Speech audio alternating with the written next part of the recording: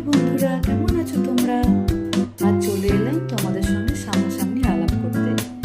আমি তোমাদের গল্প বন্ধু। নামটা থাক, পর একদিন না হয় বলবো। অনেকদিন থেকে ইচ্ছা করছিল তোমাদের সঙ্গে একটু গল্প করি, কিন্তু অ্যাকচুয়ালি সময় কিছুটা তো কম হয়ে যায়, আর তার সঙ্গে কি গল্প করবো সেটা একটু ভাবতে হয়। তো আজকে হঠাৎ করে ইচ্ছা হলো গল্প হোক একটু সুরে সুরে। কেমন?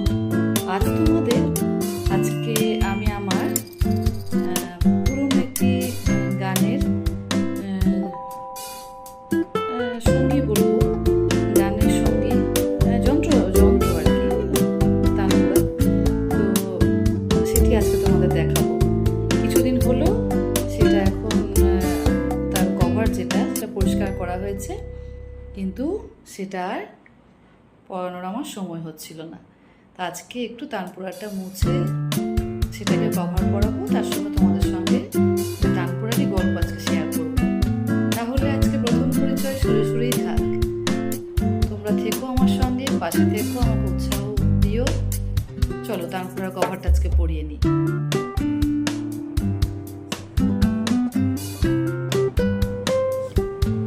এই হচ্ছে বন্ধু আমার তানপুরা।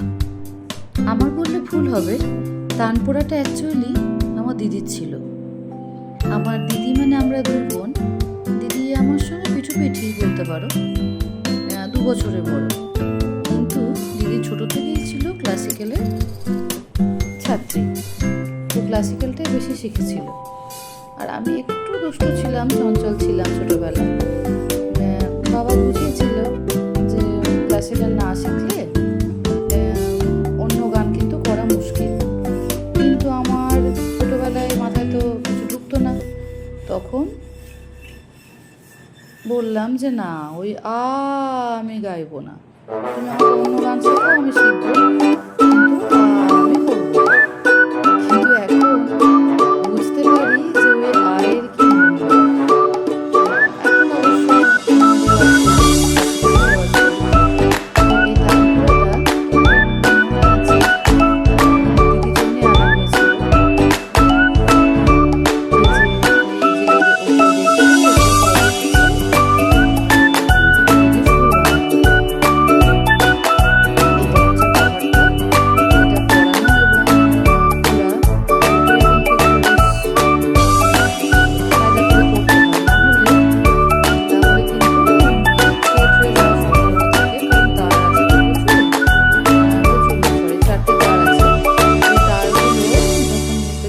একটু খোঁচা বেরিয়ে থাকে বা কিছু হয়, সেক্ষেত্রে কিন্তু কভারটা ছিঁড়ে যাওয়ার একটা সম্ভাবনা থাকে। আসলে হয়েছে কি, এখন তো যেহেতু ইলেকট্রনিক তারপরে বেরিয়ে গেছে, ওই জন্য খুব একটা এটা ব্যবহার হয় না। হ্যাঁ, মাঝে মধ্যে বের করি, আর যার জন্য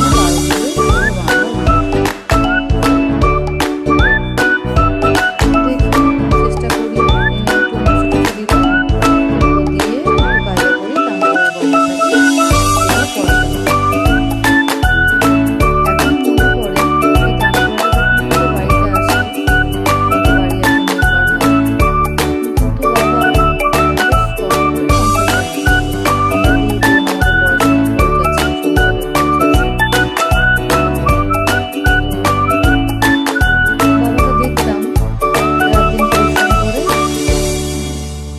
যতটুকু পারতেন সাধ্যমতো সবটুকুই আমাদের জন্য করার চেষ্টা করতেন। এই তানপুরাও একটা কিন্তু মানে আমাদের কাছে শুধু গানের এটাকে যন্ত্র বলবো না, বাড়ির একজন সদস্যই বলবো। কারণ এই যেদিন আসে আমাদের বাড়িতে, আমরা ভীষণ আনন্দ পেয়েছিলাম। দিদি যখন তানপুরা গান গাইতো, ভালো লাগতো দেখতে। গান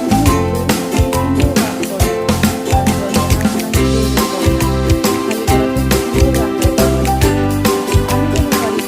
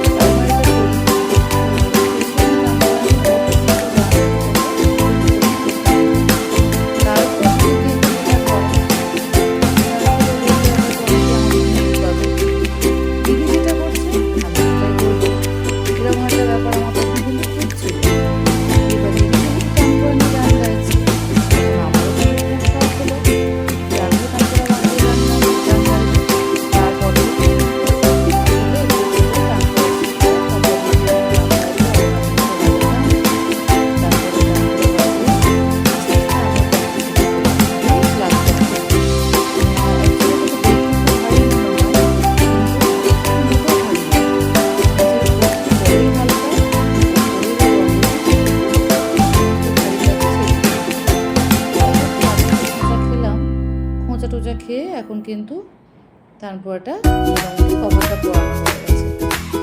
মাথার দিকে একটা ফিতের মতো আছে, ওইটা টাইট করে বেঁধে দিলেই কিন্তু আর কভারটা খুলে না।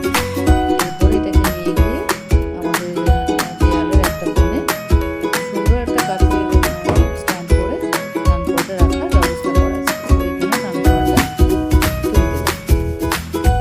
এই সোজা হয়ে দাঁড় করে দিলাম। এবার দেখেছো নিচে দড়িটা কেমন ঝুলছে। যাই হোক, দড়িটাকে গুটিয়ে দিয়ে তানপুরাটাকে এভাবে রাখলাম। রেখে এবারে যে দড়িটা তোমাদের প্রথম দেখালাম, ওটা একটা ধুতি, পরিষ্কার ধুতি, নতুন ধুতিরই একটা পাত ছিলে ওইটার সঙ্গে এটা একটা মানে পেরেক আছে, ওইখানে যদি লাগিয়ে দিই তাহলে কিন্তু খুব সুন্দরভাবে রেখে দেয়। এই দেখো, এই দুটো হচ্ছে ডুগি। ডুগি মানে তবলার ডুগি। আর এইগুলো হচ্ছে আমার গানের বই খাতা, যেগুলো ছোট থেকে যেগুলো আমি নিয়ে সে গান শিখেছি বা গান প্র্যাকটিস করেছি। আরও আছে, এখানে সবটা ধরে না বলে রাখা হয় না। তো বাবা ছোটোবেলায় খুব তবলা বাজাতে ভালোবাসতেন, অনেক রাত পর্যন্ত আওয়াজ করতেন। আবার এদিকে ভোর 4টে থেকে উঠে বাবা কিন্তু সবার দিয়ে বাবা কিন্তু তবলা বাজাতেন। এই দেখো, দেখেছো আছে কিন্তু সন্ধ্যাবেলা আবার ঝমঝম করে বৃষ্টি হচ্ছে। তারে কাপড়গুলো দেওয়া ছিল মোটামুটি, কিন্তু এখন দেখছি শুকিয়ে গেছে। এক এক করে কাপড়গুলো তুলে নিই। এগুলো গোছানো এখন একটা বিশাল পর্ব, অনেক সময় লেগে যায়। বিকেলে সময় একটু পেয়েছিলাম, কিন্তু তখন দেখলাম কাপড়গুলো কিন্তু একদম শুকায়নি। ওই জন্য কাপড়গুলো আস্তে আস্তে তুলে নিই। দেখেছো, এটা বারান্দা কিন্তু কাপড়গুলো হয়ে গেছে। ভালো, বারান্দাটা একটু গরম বাতাসে গেলে কাপড়গুলো কিন্তু শুকিয়ে গেছে।